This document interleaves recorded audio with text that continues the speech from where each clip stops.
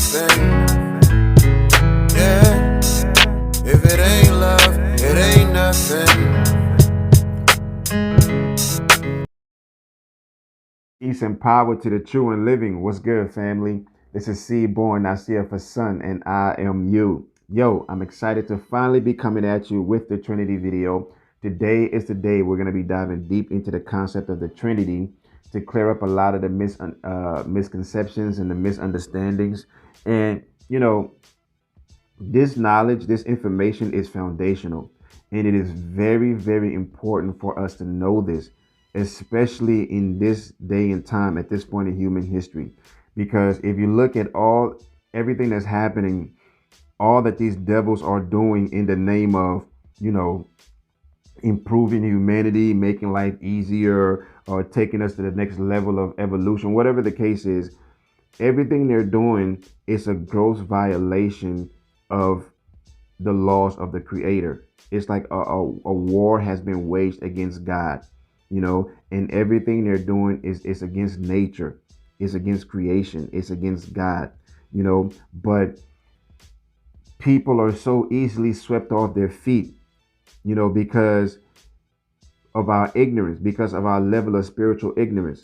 We're not aware of the laws of the creator, so it makes it very easy for these devils to come along, with whatever new idea or shiny gadget that they may have, and people just fall for it because we think that these things are meant to improve us and it's going to make us better and things like that. Not realizing that there's a strong push by these Luciferians to push us, to get us further and further away from the creator to a point where, they completely erase God from our conscience, because all these things, for example, China, just created an artificial sun, you know, and now, of course, they're going to say, oh, this is going to help us to provide free energy, and, it's going to be more sustainable. And that, you got to look for those keywords and stuff like that. Sustainable is one of them, but they'll they'll tell you all this nonsense. They always dress it up, in the most appealing ways, but the fact is, creation already gave us a sun, you know so what is it about what is it about the work of God that makes human beings think that they can improve upon it? you know it's nothing but you know it's nothing but the devil. That's a devilish idea that'll have human beings thinking that we can improve upon the work of creation when we ourselves have not even fully understood the work of creation, and therefore have not been able to enjoy all the benefits that creation has to offer us. But instead, we want to improve upon it. So that's what's happening here. But of course, they're going to sell it to us and make us think that, it's just the greatest thing in the world, and that we need it, and it's going to make our lives better and so forth. Not knowing that these things eventually are going to plunge us deeper into ignorance and chaos, and ultimately spiritual destruction. So it's very important, to understand these things that we're going to be talking about in this video, to understand the Trinity, to have this knowledge of God, to have this knowledge of creation, who we are and where we stand in the midst of all this. What is our abilities? What is our responsibilities and so forth?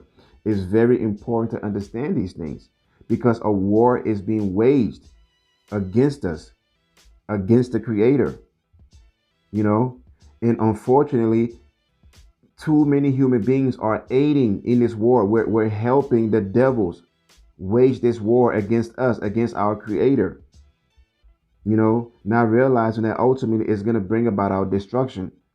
So when it comes to things like the Trinity, it's very important to understand this. I cannot stress that enough, because if you understood this, if humanity understood this, we would not be falling for this bullshit that they keep trying to sell us in the name of progress.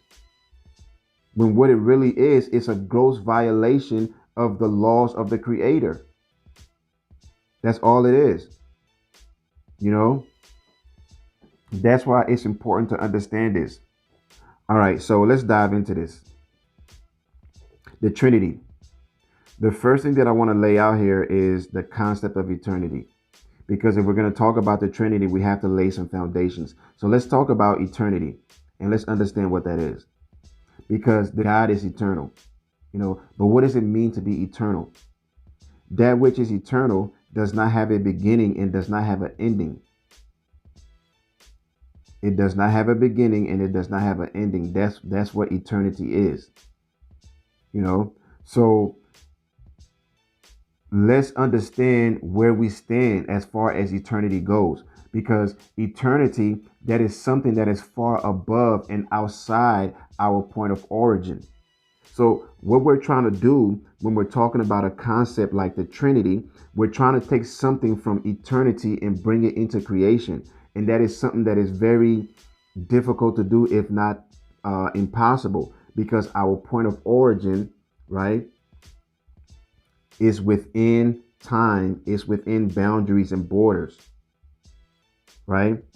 So this makes God ultimately unknowable. So the best way to understand the Creator is by understanding the laws of the Creator, because his laws are everywhere. These laws exist everywhere within creation, everywhere within existence. So when they say that God is omnipotent, God is omnipresent, right? Meaning that God is present everywhere. It's not the Creator himself that is present everywhere. It is the laws. It is his laws that is present everywhere. It is his power that is present everywhere. So everywhere in creation, in existence, you will encounter the power of God and you encounter the laws of the Creator. This is what they mean when they say God is omnipresent. Not that the Creator himself is everywhere. No, the Creator himself remains above and outside of creation, right? Above and outside of time, So we need to understand this. The best way that we can understand the Creator is by understanding his laws, which are his will, which rest everywhere within creation. Because by understanding his laws, we come to see his personality.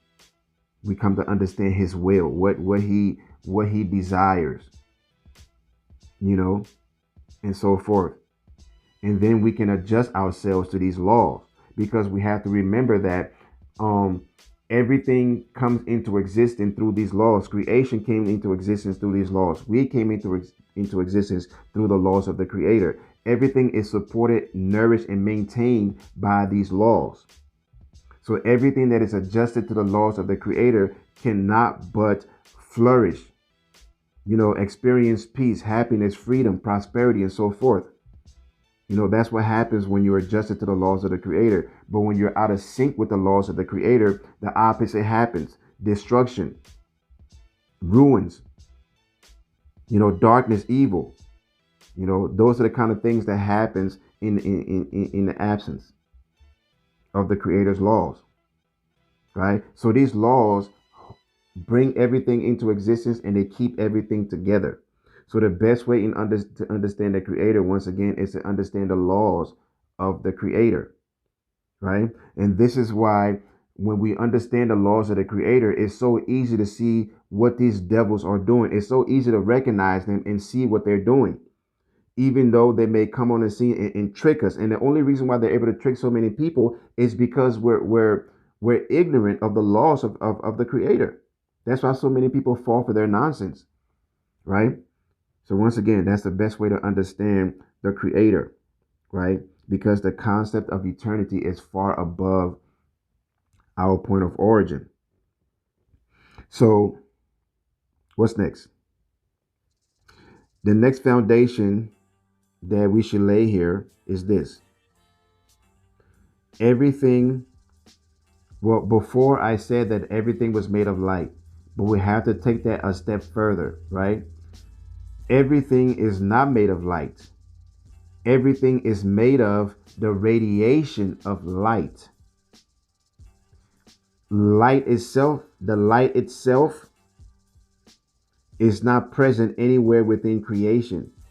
That which we know as light is not really light. God is light. God is the primordial light, right?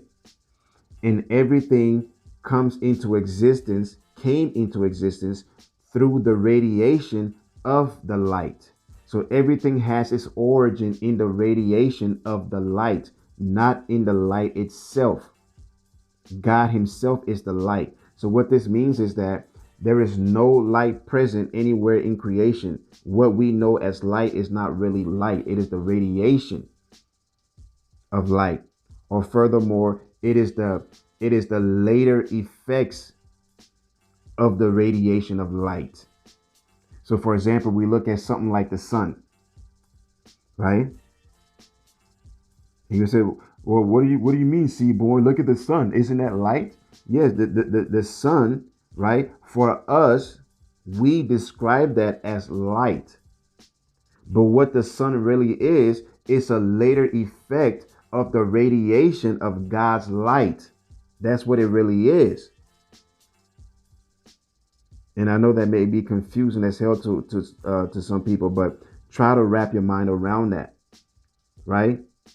The sun itself is not a source of light, because light is God. God is light.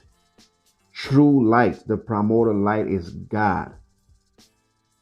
What we call light is not light. What we know as light is not light. It is just the radiation of the light, or more precisely, the further effects of the radiation of light. You know, and I know I'm being repetitive, but that's a foundation that we have to lay. You know, in order to understand the Trinity. So let's take that to the next thing. So from this we go into the divine, right? We go into the divine. So what is the divine? Because that's another thing that we need to understand. And human beings have made the tragic mistake of thinking that we are divine. Human beings are not divine. We have our point of origin far below divinity. We're not divine.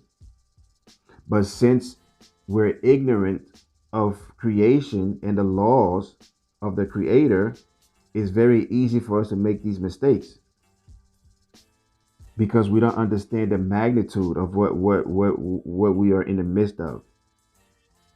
We don't understand the greatness of it. So it's easy for us to belittle it and say that human beings are divine. No, we're not divine. We're spiritual. There's a difference, a wide gulf between divinity and spirituality. We come from spirituality, not from divinity. So what is divinity?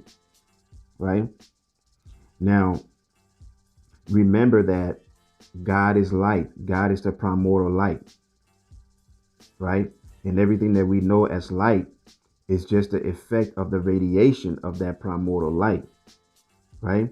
So a natural and unavoidable quality of light is that it radiates.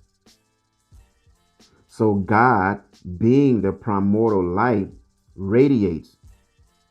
And these radiations are unavoidable because they are a natural effect of the light. So God, as the light, radiates. Right? Now, within these radiations is contained all that is necessary for life. In other words, within these radiations, right, contains the ingredients for life. So everything that is needed for the creation of life is within the radiation of God's light, right? So being that the Creator is light and that he cannot avoid radiations, right? His immediate radiation is what constitutes divinity. In other words, as the Creator radiates, the radiation flows further and further away from the Creator, and it goes for unimaginable distances, for distances that we cannot possibly imagine. This is something beyond our point of understanding. But these radiations flow further and further away from the Creator for unimaginable distances. And As they flow further and further away from the Creator, worlds and beings come into existence through a process of cooling off and precipitation. And this is something that is, you know, a little too complex for me to for me to explain. So I'm not going to try to explain it, because you have to remember, with the Grail Message, this is a spiritual book, right? And this book is speaking to the human spirit, not really to the mind, right? It's speaking to the human spirit. So there's a lot of things within the Grail Message that your spirit will absorb and understand, but you will not be able to explain with words. And this is one of those things when it comes to the Trinity. So there's a lot of things here that I'm not going to be able to explain to you, which is why I'm just giving you a basic outline. You have to seek the Grail Message to dive deeper into these things, because only the spirit can absorb these things. It cannot be explained to you with words. The Grail Message is a spiritual book.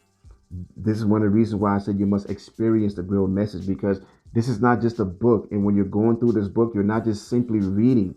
You're having a spiritual experience, because these words are especially, these words are like special formulas.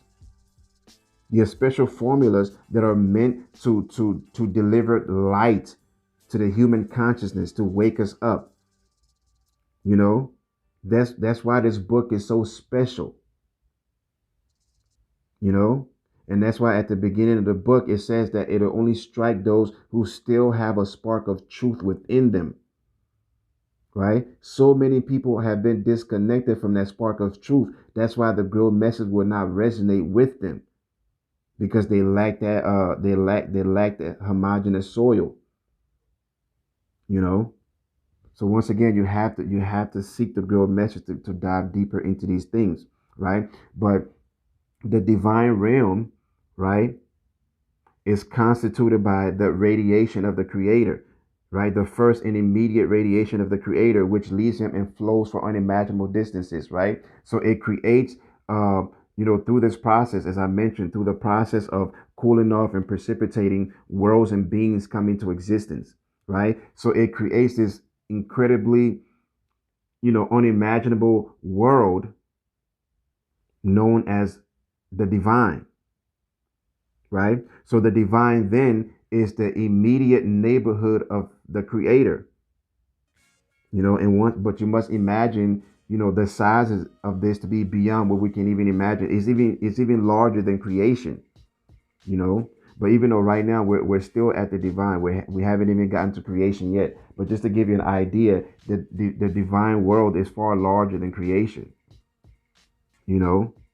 So the immensity and magnitude of what we're dealing with here is far beyond what we can even grasp, because remember, ultimately God is unknowable.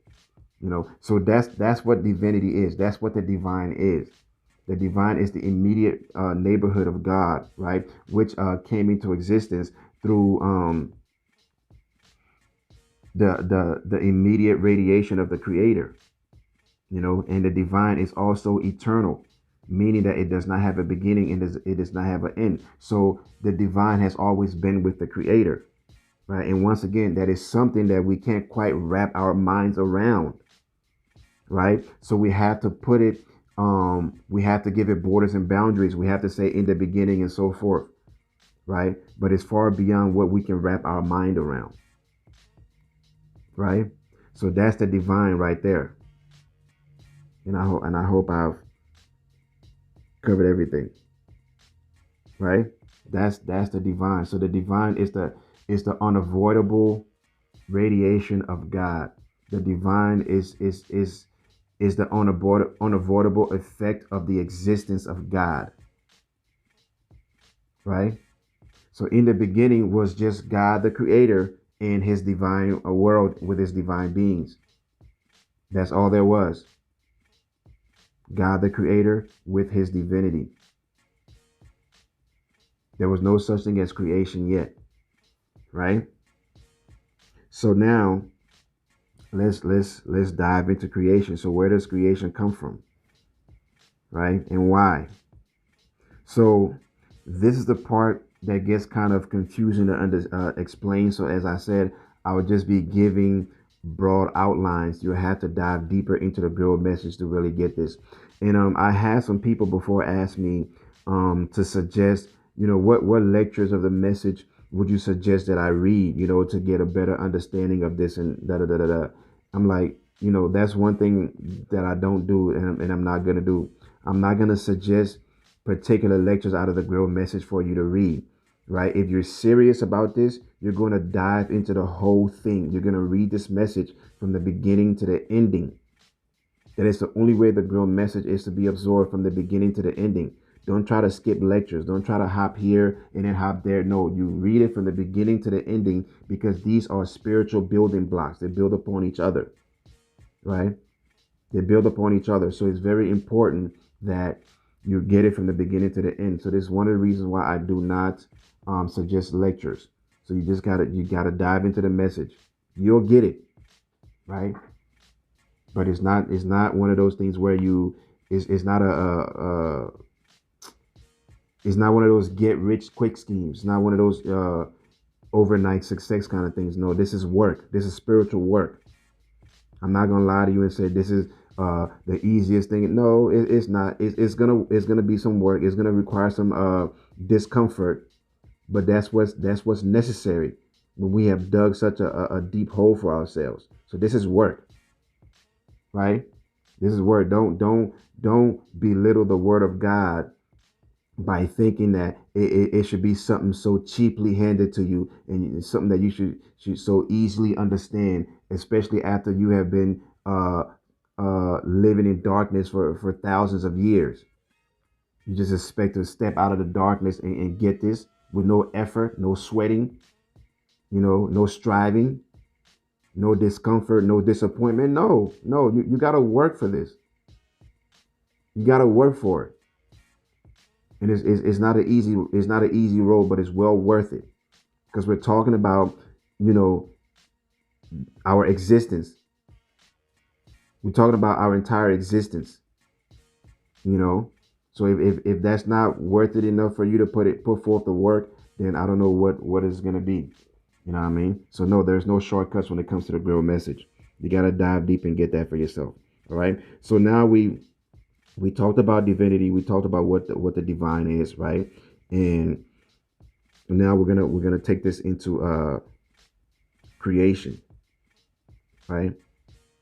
So how did creation come into existence and why? Now let's go back to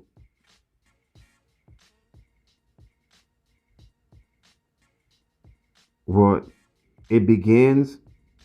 It begins at the outer border of the divine realm, at the very outer border of the divine realm, right?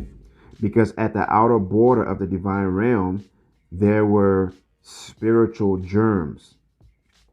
And these germs were not strong enough to uh, come to conscious existence in the divine world. So they were in the form of spiritual germs, but within these spiritual germs was a strong urge for to become conscious, a strong urge for conscious life, right? That urge was within these spiritual germs. Now, where did these spiritual germs come from? These spiritual germs were the last remnants of the divine activity. So what does this mean? So through this process of the radiation of the creator going out further away from the creator, and through this process of cooling off and precipitation, you know, all the divine world and the divine beings came into existence, right? So at the very end of this process, there were the last remnants of germs from this radiation, from these precipitation, that could no longer take form in the divine world, because they no longer had the divine quality. So all that remained were now spiritual germs, and these germs were not strong enough to come to conscious existence in the divine. So they were just there at the border as spiritual germs, but they had the urge to become conscious, and this urge uh, grew and became more and more powerful to where it went from an urge to a petition, right? So now it became a petition. So the Creator decided, out of his love, he decided to heed the petition and give these germs the chance to become conscious and live, to experience and enjoy conscious life. So he decided to heed the petition and give him this opportunity. But remember, this could not happen in the divine world because the pressure of God's light in the divine world was too great to allow these spiritual germs to unfold and become conscious in the divine world. So what this means is that they had to be sent outside of the divine world. But remember, all that existed was God in his divinity. So there was nothing outside of the divine world. So outside of that was nothing but darkness, right? So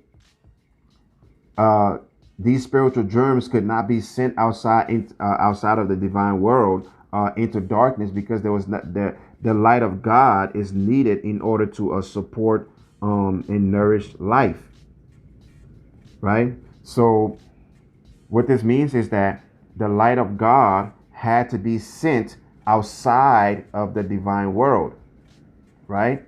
But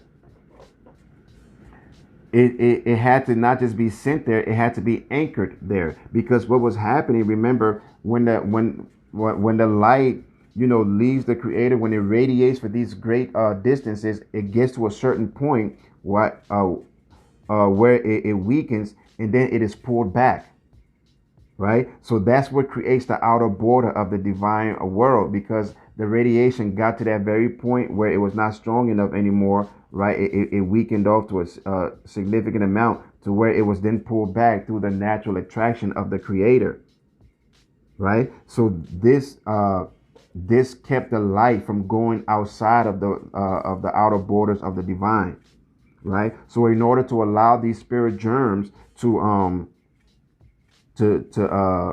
become conscious and live, the light had to be sent outside of the divine realm.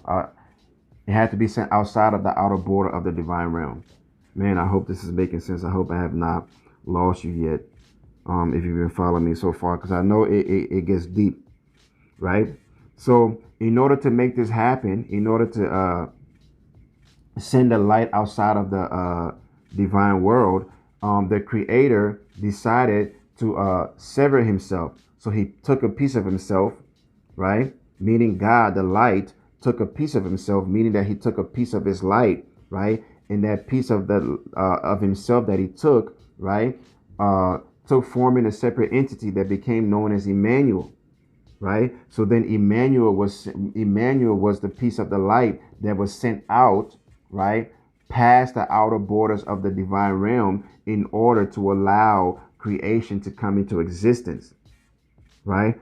Because in order for creation to come into existence, the light of God had to be present, right? So not only was the light sent out there, but the light had to be anchored, right? So in order to do this, the Creator gave to Emmanuel, right, the highest and purest part of the spiritual, right? So Emmanuel has as a part of himself the highest, the purest, and strongest, and most perfect part of the spiritual, right? And that is used to anchor, right? It is used to anchor the light so that it can go outside of the outer border of the divine realm and thus allow creation to come into existence. So Emmanuel was the first Son of God, right? And Emmanuel is also known as the Son of Man, and Emmanuel is also known as the Holy Spirit. So Emmanuel is known as the Son of Man because he is that Son of God through which the Spirit of man was able to come into existence. Therefore, he's known as the Son of Man. He's known as the Holy Spirit because he has as a part of himself, right, the highest and purest and strongest and most perfect part of the spiritual, so that he can remain anchored outside of divinity, in order to allow the light of God to flow, to expand outside of the divine world, and thus allow creation to come into existence. So this is Emmanuel, which is the first son of God. So what we need to understand here is that Emmanuel was a great sacrifice. He is a great sacrifice and a permanent gift that was given to creation by the Creator. Emmanuel is a great sacrifice and a gift that the Creator gave to creation, because it was through Emmanuel that creation came into existence.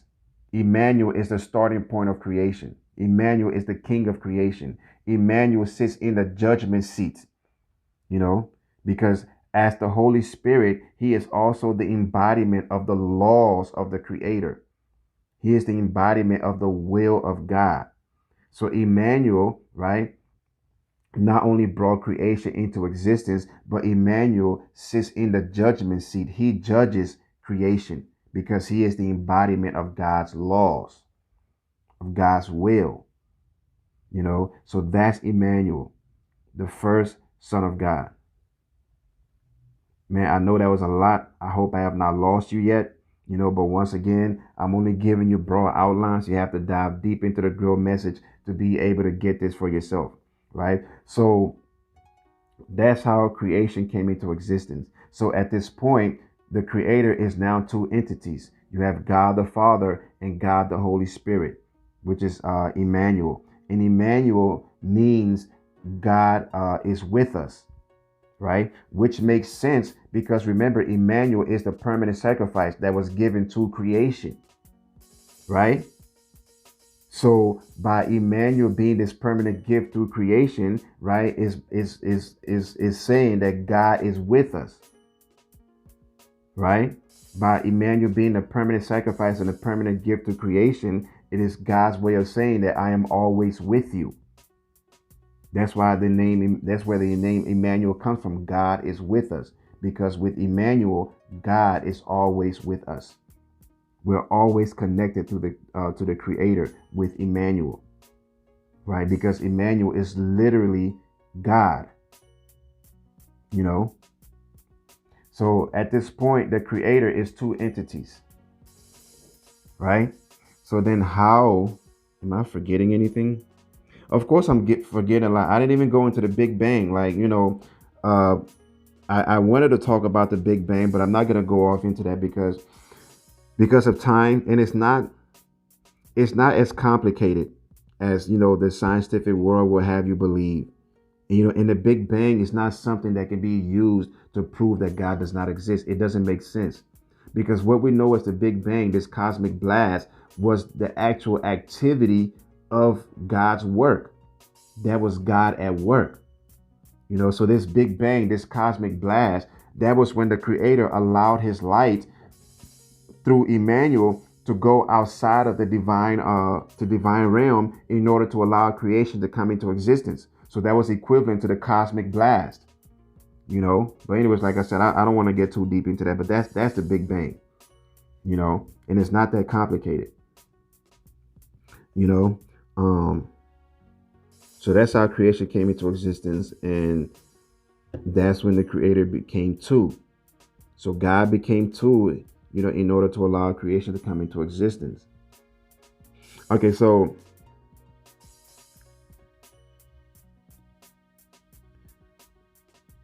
Jesus, how did God become three? Right? So human beings, when creation came into existence, right? There are levels to creation, right? So human beings, we are not at the summit of creation. We are not the first creature that came into existence in creation, right? We are actually the last of the spiritual creatures that can come into conscious existence. The last of the spiritual creatures that could be aware of their existence. That's us. So we come into our point of origin is later on within creation. It's not at the summit of creation. So what this means is that there are many beings that are ahead of us. Many beings. So for example, when they say that God created man in his own image, let's break this down for a second and understand what is meant here and what they're talking about, right? Because as I mentioned, human beings, we were not the first in creation. There were many more before us. So the very first beings in creation are the prime spiritual beings, the primordial spiritual beings, right?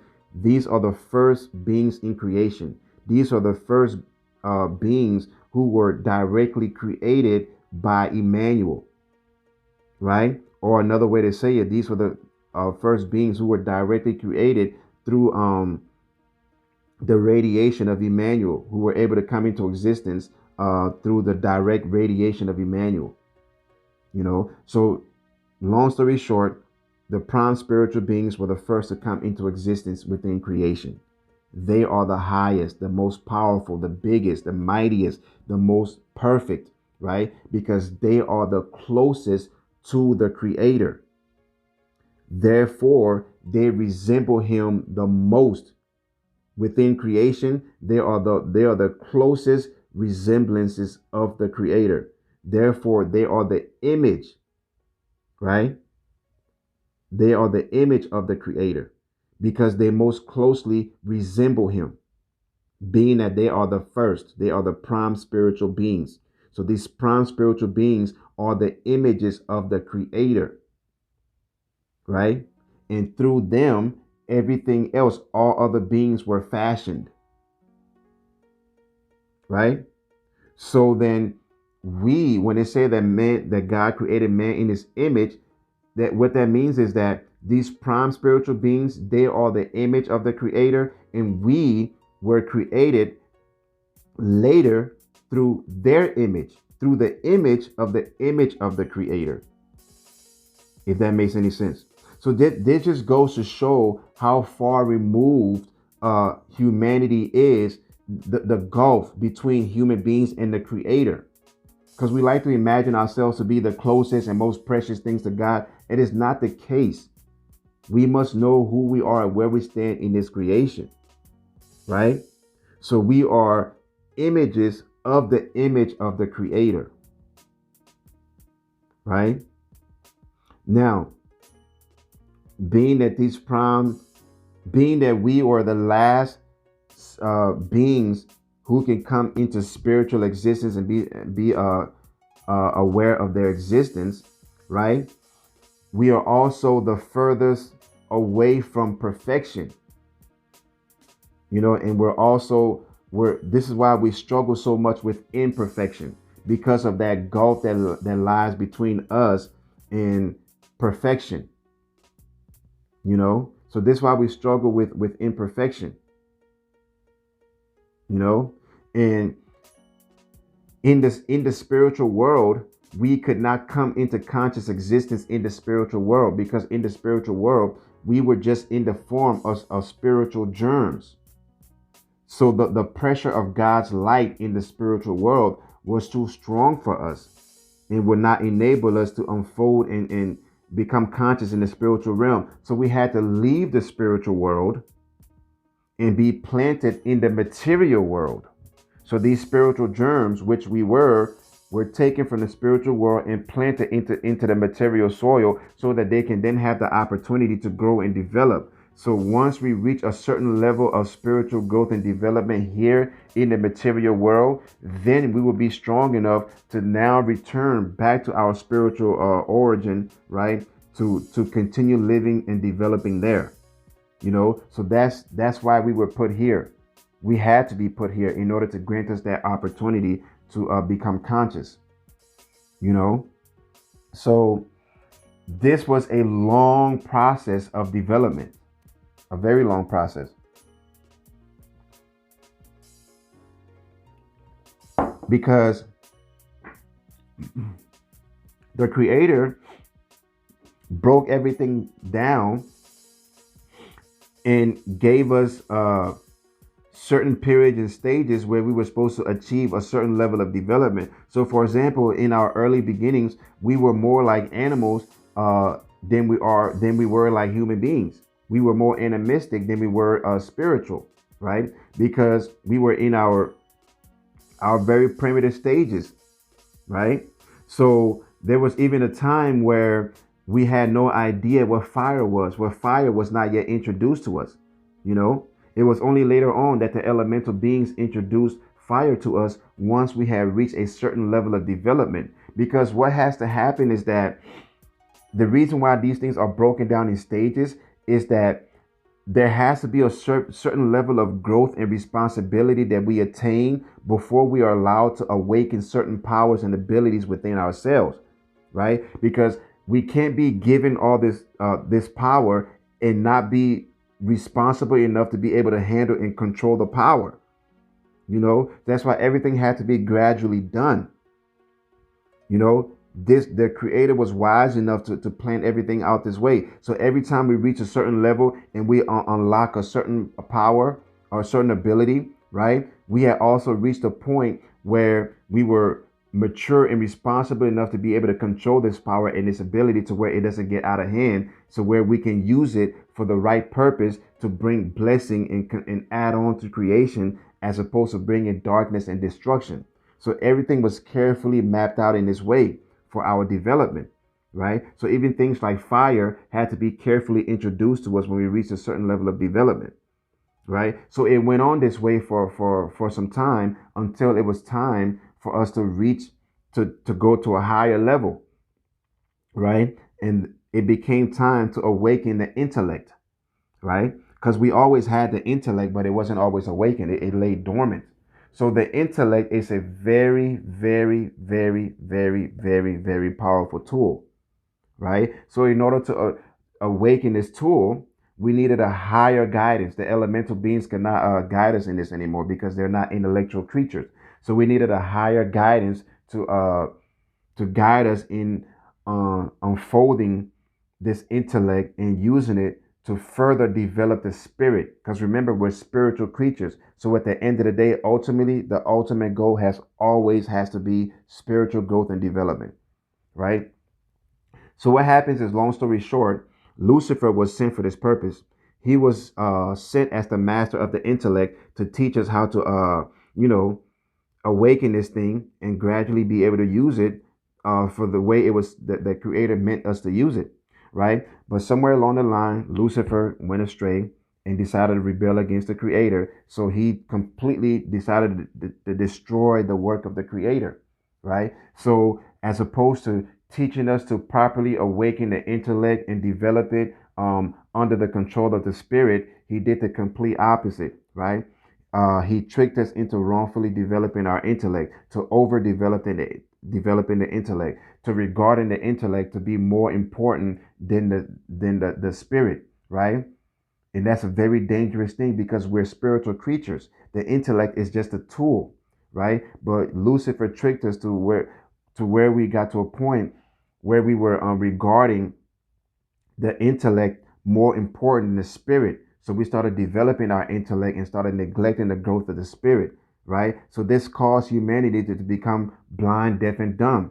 And the more dumber we became, blind we became, the more we implement Luciferian ideas, right? The more we just sunk deeper and deeper into this darkness, right? So this is what started to happen, right? So that put us on a course to premature destruction. It put the planet on a course to premature destruction, right? So a higher being had to come in order to save humanity and to save the planet, because through implementing these Luciferian principles and ideas, we have spread so much darkness on the planet.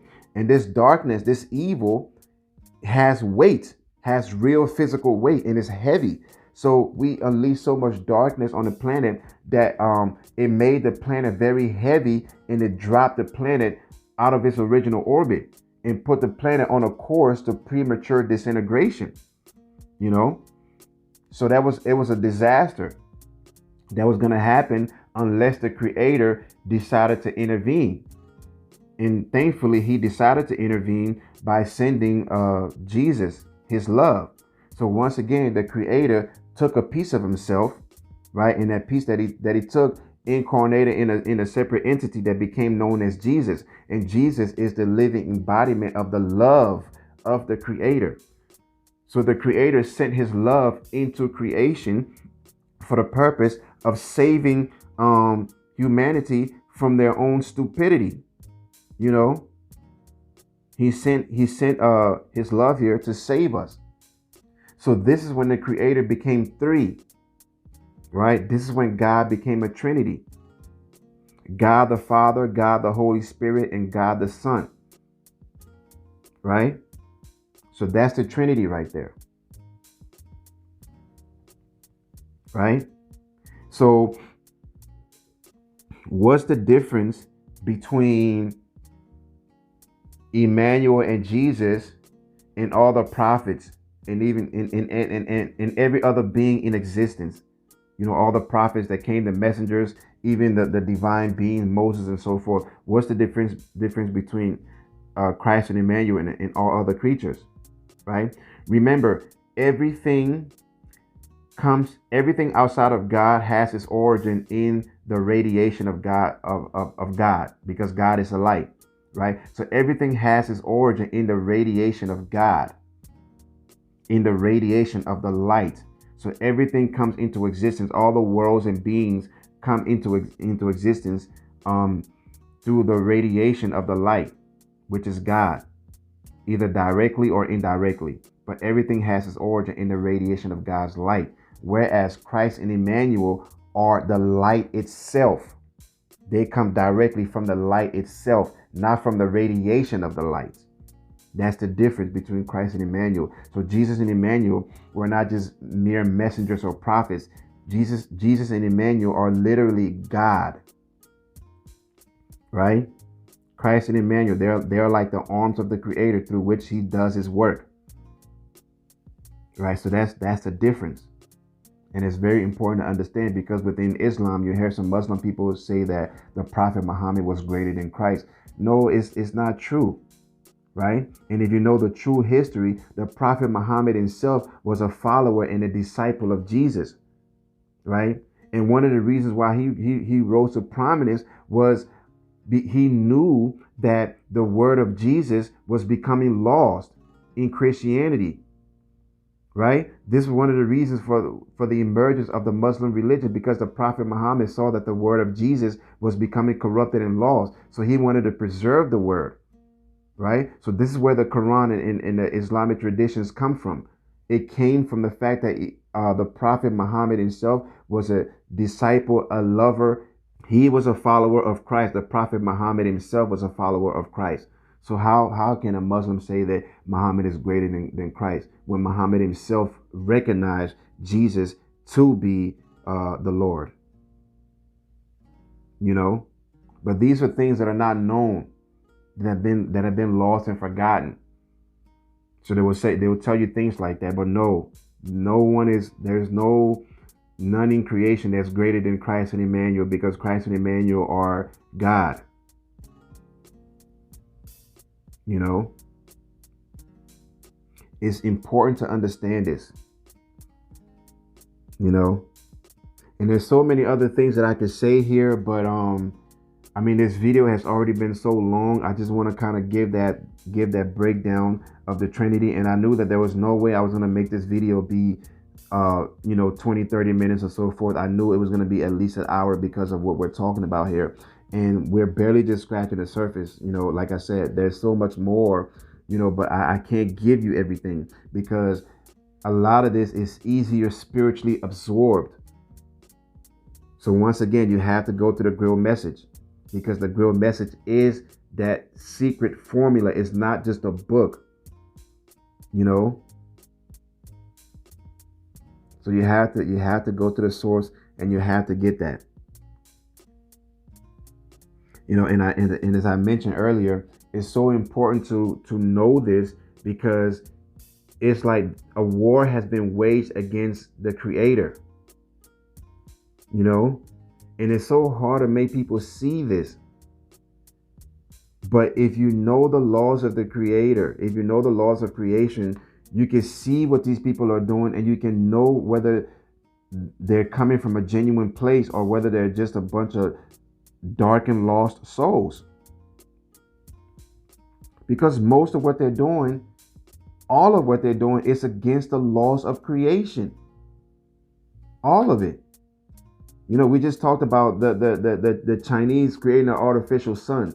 Look at all this nonsense that's being done with artificial intelligence, all the things they're trying to create, right? They're trying to find a way where we can remain alive forever on this earth. Is that not a slap in the face to the creator? Because the creator already put everything into place, perfect, just the way it's supposed to be, a way that it serves every creature, you know? And all we have to do is adjust ourselves to it. But what are they trying to do? Trying to take everything and destroy what the creator made and reinvent their own nonsense that's not going to work. So they're trying to recreate life artificially, which is why you see the rise of these machines, right? Because they destroy organic life, right? They destroy organic life, but then they turn around and they want to create inorganic life, artificial life with all these damn machines. And everybody just goes along with this shit because we think it's the greatest thing. No, it's going to destroy us. And it's crazy how people can't already see that. You know? I mean, the list goes on and on and on and on and on, you know, but I don't want to get too deep in there because I'll be going forever. You know, I want to stop this video before it goes even longer, but I might come back with a part 2 because this is such a comprehensive and heavy thing. Like I said, I have not covered everything in this video, so I may come back with a part 2 where we go a little deeper. I'm not exactly sure, but dive into the Grail Message. You know what I mean? That's the best way you can get it. Dive into the Grail Message. Experience that for yourself. Now more than ever, the time is now, because we have to recognize what's going on and we have to know what side we stand on. There's a lot of good people, decent people who genuinely love the creator, who are longing for the creator, but they're going to go along with this bullshit simply because they're ignorant. You know, that's why we must know this so we can know what's happening and what side we stand on. And now it's time to proclaim, what side do you stand on? You either stand with the light or you stand in the darkness. You cannot stand in between. You're going to see a lot of people trying to play this in between game. I personally don't have a lot of patience for people who are still playing this game of, oh, does God exist? Oh, nobody knows if God is real. How do you know if God is real? You know, nobody knows. I'm past that. To me, that's utter bullshit. If at this point you don't know that there's a creator, that God exists, if you have not been able to recognize that through your own eyes, through your own experience, through what you know and what you can see, if you have not been able to identify the creator through your own experience and through your own being, I don't have a lot of patience for that, because to me that's foundational and it's fucking simple. Nobody needs to tell you that there's a God. That should just be a natural part of you. So if you're still playing this game of, oh, nobody knows, we don't really know there's a God. If you're still playing that game, look, get the fuck away from here. Like, go hurry up and find yourself, because you're far behind if you're still playing that game. It's simple. And to me, I can't see how people are still struggling with this, whether or not there's a God. Are you serious? Open your eyes. Look at creation. Look at the laws. I mean, come on. There has to be a conscious mind behind this. But hey, if you're still playing that game with yourself, I wish you the best of luck. But I'll tell you this: you don't have a lot of time. None of us have a lot of time as it is, anyways. But if you're still on that level, you're even further back. All right. There is a creator. He does have laws. He does demand of us. There are things that he requires of us. That is definite. That is not an opinion. That is creation. So, with that being said, peace and power to the true and living. This is CBornNacirfaSun, and I am you.